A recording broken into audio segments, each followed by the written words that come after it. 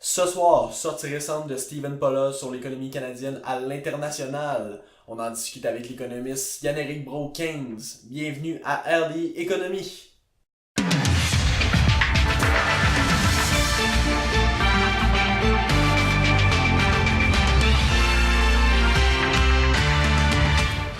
Bonsoir mesdames et messieurs, le gouverneur de la Banque du Canada, Stephen Polla, est récemment sorti en affirmant que la force du Canada dans les mois à venir dépendra du commerce international. Avec nous, l'économiste en chef à Sherbrooke Économie, Yann-Éric Brault-Keynes. Bonsoir monsieur Keynes. Bonsoir Gérald. D'abord, si l'on se fie aux données de la Banque mondiale, le Canada est un des pays les plus dépendants du commerce international. En fait, le Canada, c'est le deuxième pays du G7 à le plus dépendre du commerce international par rapport à son PIB, en fait. Donc ici, on a une comparaison entre différents pays de l'importance du commerce par rapport à leur PIB, leur économie. En fait, on remarque que le Canada se situe derrière l'Allemagne en termes de commerce par rapport à son économie, tandis qu'il est devant la majorité des autres gros joueurs économiques de la planète. Par exemple, la France, le Royaume-Uni, la Chine, les États-Unis et bien d'autres. Donc ça nous laisse conclure que le Canada est très dépendant du commerce international concernant sa santé économique. Bref. En parlant de commerce international, on pense directement aux exportations, aux importations.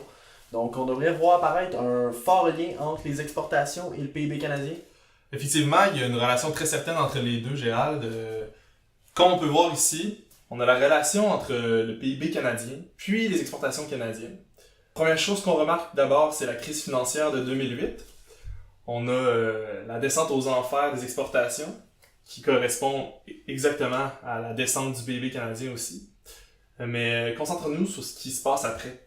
On voit que le PIB suit étroitement l'évolution des exportations. Vraiment, la tendance est la même. La différence étant que les exportations varient beaucoup plus que le PIB. Bref, c'est une preuve que l'économie canadienne est vraiment dépendante du commerce. Si on continue, ici on a la relation entre l'économie canadienne et l'économie mondiale. On remarque tout de suite que quand l'économie mondiale croît, l'économie canadienne croît également, et l'inverse est aussi vrai.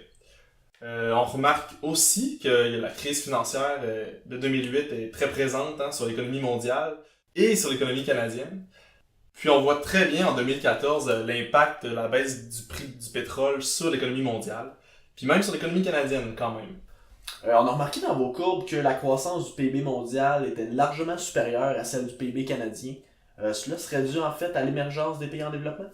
Oui, effectivement, la majorité de la croissance mondiale est attribuable aux pays en développement. Si on regarde pour des pays comme la Chine, l'Inde, on parle des niveaux de croissance de 6, 7, voire 8%, tandis que pour des pays développés comme le Canada, il s'agit d'à peu près 2%. Là. C'est beau tout ça, mais qu'est-ce qu'on échange? D'abord, il faut comprendre que le commerce canadien se subdivise en deux grands secteurs. Il y a les exportations puis les importations. Donc, comme on peut voir à l'écran, plus de la moitié des exportations sont composées de biens manufacturés. Le quart sont des ressources naturelles. On compte là-dedans le pétrole, les produits miniers. 16% sont des produits de l'agriculture, puis 8% d'autres plus petits secteurs.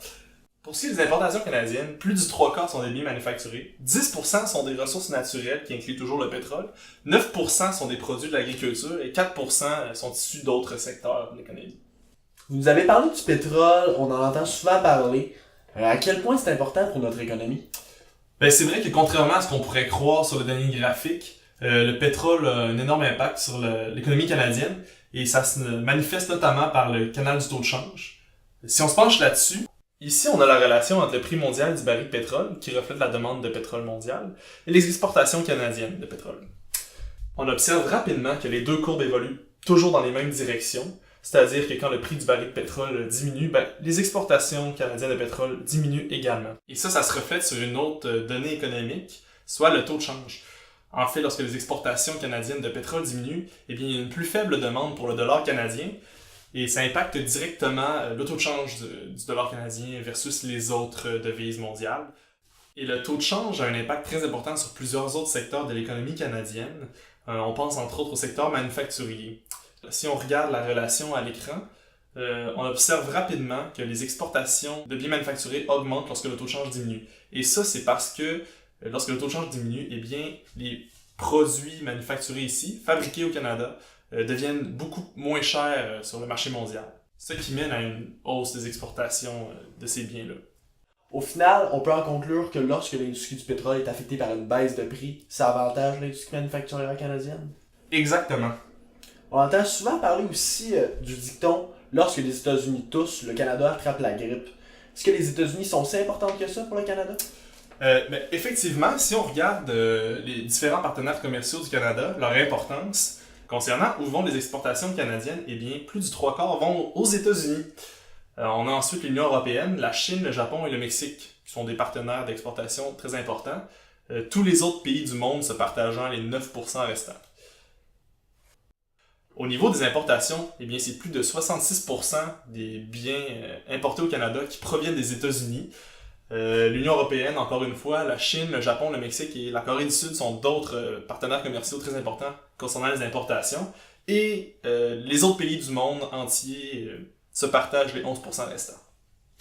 Les États-Unis sont le partenaire commercial du Canada le plus important, entre autres à cause de la proximité importante culturelle et géographique de nos deux pays.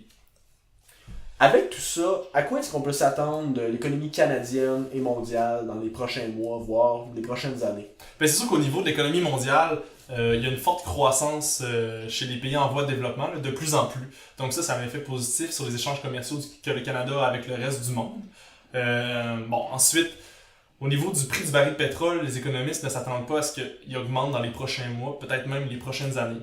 Donc ça a un effet très important sur l'industrie manufacturière parce que le taux de change ne va pas être influencé par le prix du baril de pétrole. Donc ça laisse les biens canadiens très compétitifs sur le marché mondial.